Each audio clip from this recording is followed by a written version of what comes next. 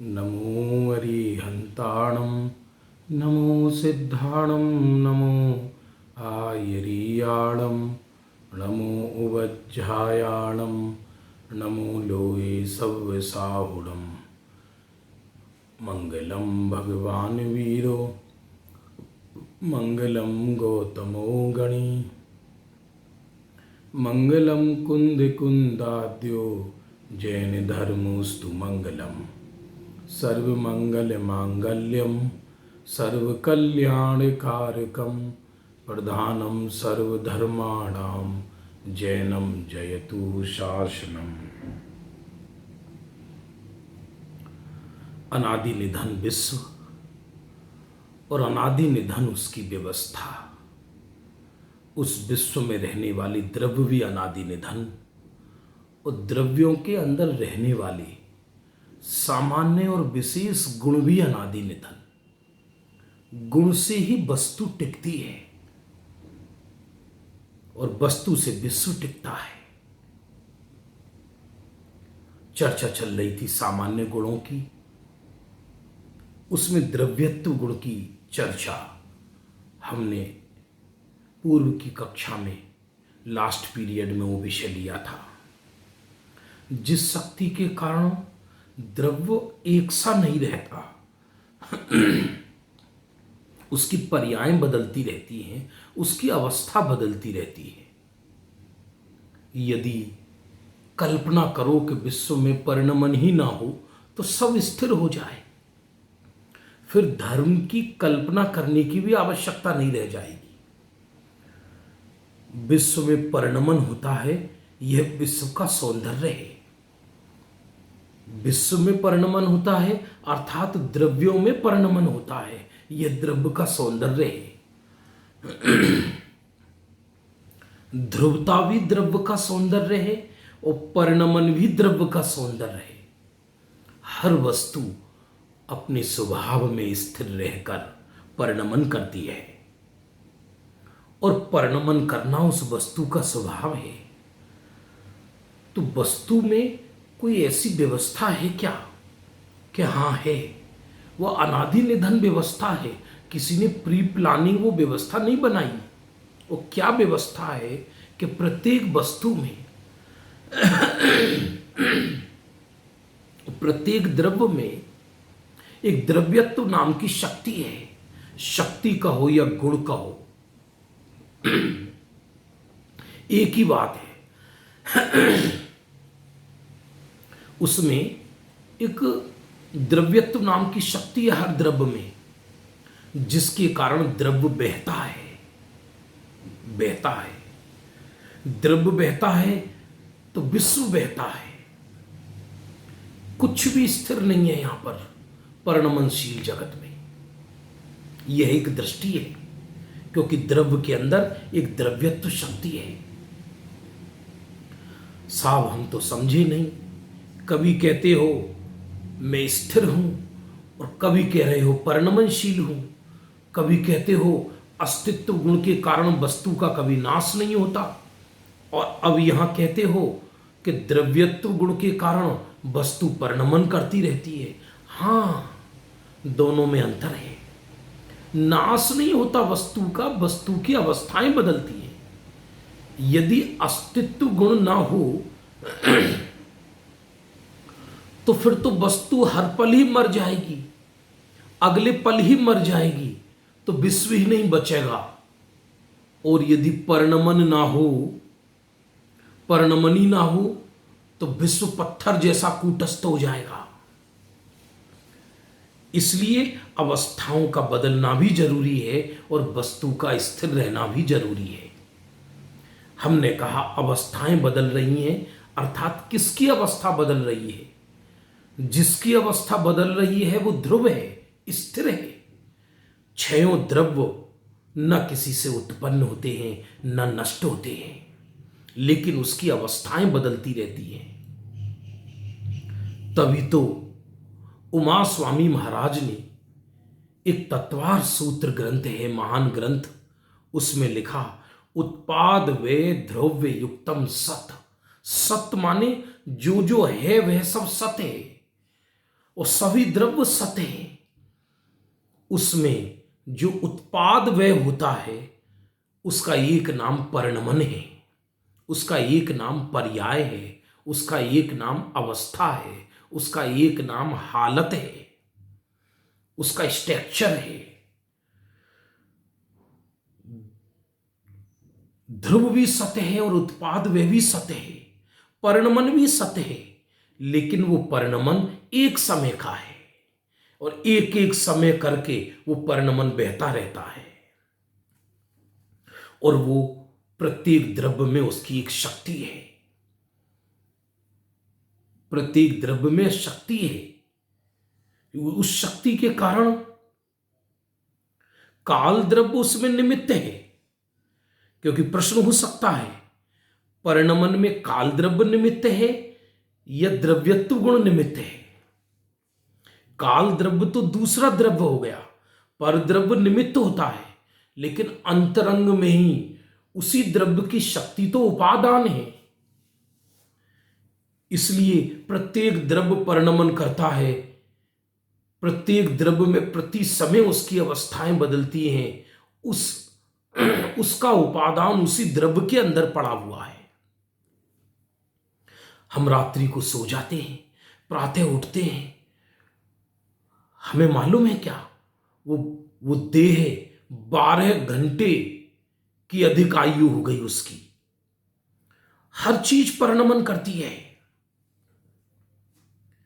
कपड़े हम बॉक्स में उठाकर रख देते हैं, 2 साल बाद उसको खोल कर देखो तो उसका रंग उड़ जाता है, वो बदल जाता है। बदल जाता है माने मूलभूत वस्तु नहीं बदलती, उसकी अवस्थाएं बदलती हैं। अवस्थाएं ना बदले तो 4 गति सिद्ध ना हो, अवस्थाएं ना बदले तो सुख दुख का विज्ञान सिद्ध ना हो। यदि अवस्थाएं ही नहीं बदलेंगी तो जो व्यक्ति सुखी है वो सुखी रहेगा, जो व्यक्ति दुखी है दुखी रहेगा, जो संसार में है वो संसार में ही रहेगा। फिर तो धर्म और उपदेश व्यर्थ हो जाएगा। किसी को ये कहा जाता है कि तुम धर्म करो, तुम अपने को समझो, पाप मत करो, वो तभी कहा जाता है कि जब वो परिणमन कर सकता है। यदि परिणमन ही ना हो तो क्यों कहा जाएगा कि तुम ऐसा नहीं ऐसा करो। पानी बह सकता है तभी तो कूड़े पर डाला जाता है बहाने के लिए। यदि पानी बह ही नहीं सकता है तो पानी क्यों डाला जाएगा, फिर तो पत्थर डाला जाएगा। उसी तरह हर द्रव्य में अपना परिणमन होता है। वो परिणमन क्या होता है यह वस्तुत्व गुण बताता है, क्योंकि कोई भी द्रव्य में परिणमन कोई ऊल जलूल नहीं हो जाएगा। इसलिए बहुत समझने का, ये अस्तित्व गुण, वस्तुत्व गुण, द्रव्यत्व गुण, ये तीनों एक दूसरे से जुड़े हुए हैं। तीनों को समझना अनिवार्य है। इसमें भ्रम में पड़ने की आवश्यकता नहीं है बंधुओं। अस्तित्व गुण कहता है मूल वस्तु नष्ट नहीं होती और ना किसी से उत्पन्न होती। मैं किसी की गिफ्टेड वस्तु नहीं हूं। यदि मैं किसी से उत्पन्न हुआ तो मैं नाश भी हो सकता हूं। और वस्तुत्व गुण यह कहता है कि प्रत्येक द्रव्य में अपना प्रयोजन भूत कार्य हो रहा है। कार्य होना यह द्रव्यत्व शक्ति का कार्य है और प्रयोजन भूत कार्य होना यह वस्तुत्व शक्ति का कार्य है। हर द्रव्य परिणमन करता है, लेकिन परिणमन का अर्थ यह नहीं कि जड़ चेतन रूप परिणमन करने लगेगा और चेतन जड़ रूप परिणमन करने लगेगा। आत्मा स्पर्श रस गंध वर्ण रूप परिणमन नहीं कर सकता और पुद्गल ज्ञानादि दर्शन रूप परिणमन नहीं कर सकता, क्योंकि पुद्गल की प्रयोजन भूत कार्य स्पर्श पूर्ण गलन है और जीव का प्रयोजन भूत कार्य ज्ञान दर्शन है। प्रत्येक द्रव्य परिणमन करता है, इसका निर्धारण उस द्रव्य की द्रव्यत्व शक्ति करती है और प्रत्येक द्रव्य अपना कार्य करता है, इसका निर्धारण उसी द्रव्य की वस्तुत्व शक्ति करती है। और प्रत्येक द्रव्य हमेशा अपने स्वभाव में सत रहता है, उसका नाश नहीं होता, इसका निर्धारण अस्तित्व शक्ति करती है। और ये शक्तियां द्रव्य के अंदर किसी ने डाली नहीं है।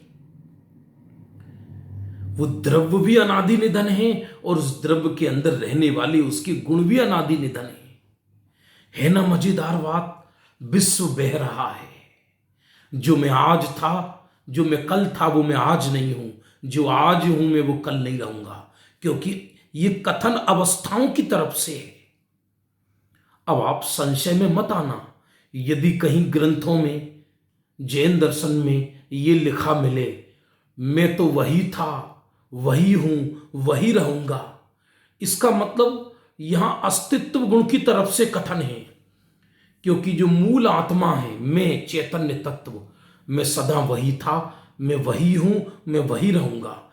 ना मैं किसी से उत्पन्न हुआ हूं, ना मेरा नाश होगा, ना मेरा कोई परिवर्तन होता है। यह अस्तित्व गुण की तरफ से कथन है।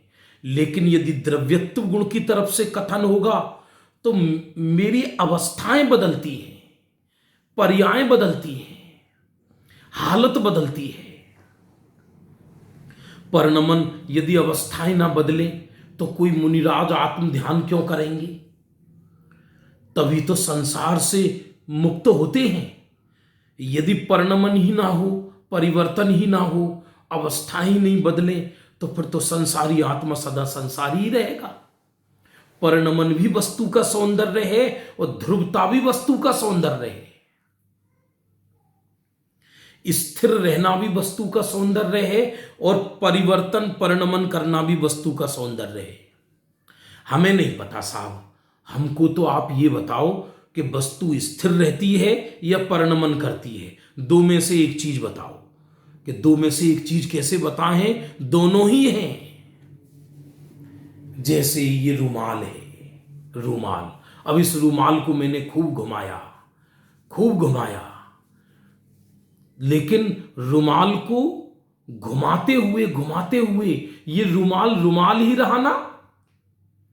रुमाल कुर्ता नहीं बन गया, रुमाल कोई दूसरी वस्तु नहीं बन गया। इसलिए रुमाल, रुमाल नाम की वस्तु स्थिर है। अब जब मैं इसको खोलता हूं, इसको बंद करता हूं, तो ये इसकी पर्याय हैं। यदि इसमें ये खोलना, मुंह पोंछना, ये सब क्रियाएं ना हो तो फिर रुमाल मेरे किस काम का? ये तो उदाहरण है, रुमाल स्वयं पर्याय है।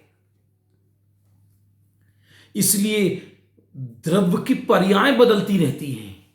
और सुनो मजेदार बात, द्रव्य की पर्याय बदलती रहती हैं, ये कथन भी ग्रंथों में मिलेगा जैन दर्शन में, और आध्यात्मिक ग्रंथों में यही कथन इस प्रकार मिलेगा आपको सुनने के लिए। पर्याय बदलती है, द्रव्य नहीं बदलता।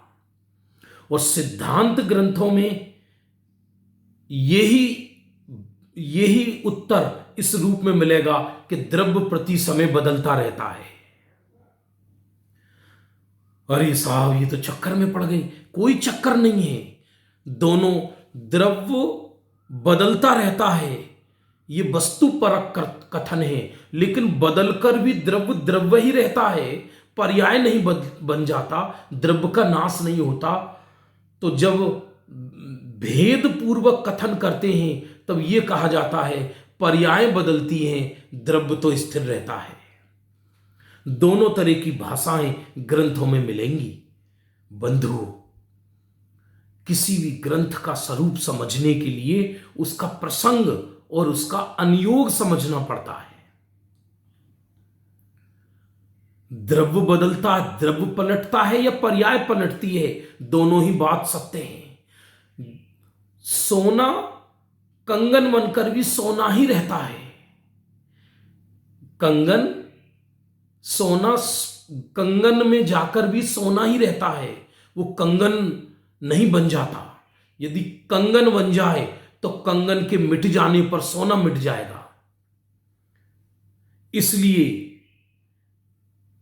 एक विशिष्ट शैली में अध्यात्म की, भेद की, यथार्थ की, उस शैली में यह कहा जाता है सोना ध्रुव है और उसकी पर्याय बदलती हैं। कभी कंगन बनता है, कभी हार बनता है, लेकिन हार में भी वही सोना है, कंगन में भी वही सोना है, झुमके में भी वही सोना है।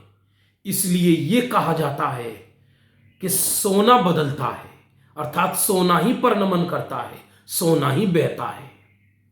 किस शक्ति के कारण? कि द्रव्यत्व शक्ति के कारण द्रव्य की अवस्थाएं निरंतर बदलती रहती हैं, और यही विश्व का और द्रव्य का सौंदर्य है। यदि अनित्य तत्व ना हो तो नित्य की सिद्धि ना हो, और नित्य तत्व ना हो तो अनित्य की सिद्धि ना हो। यदि परिणमन ना हो तो ध्रुव की सिद्धि ना हो, और यदि ध्रुव ना हो तो परिणमन की सिद्धि ना हो। यदि कोई चीज स्थिर ही नहीं है तो परिणमन किसका? और यदि परिणमन ही नहीं है, परिणमन ही नहीं है तो ये कैसे मालूम पड़ेगा कि ये वस्तु है? किरण से ही तो सूर्य मालूम पड़ता है, लहर से ही तो सूर्य मालूम, समुद्र का ज्ञान होता है।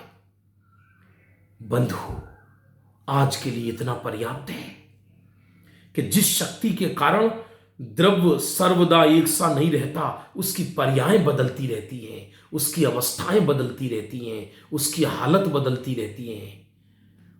द्रव्य द्रव्य रूप में रहकर भी उसकी अवस्थाएं बदलती हैं। ये वस्तु का चमत्कार है, ये द्रव्य का चमत्कार है। इसी से विश्व टिकता है, इसी से द्रव्य का सौंदर्य बना रहता है, और यही सिद्धांत आत्मा के लिए हितकारी है। जय जिनेन्द्र। शेष चर्चा नेक्स्ट पीरियड में करेंगे।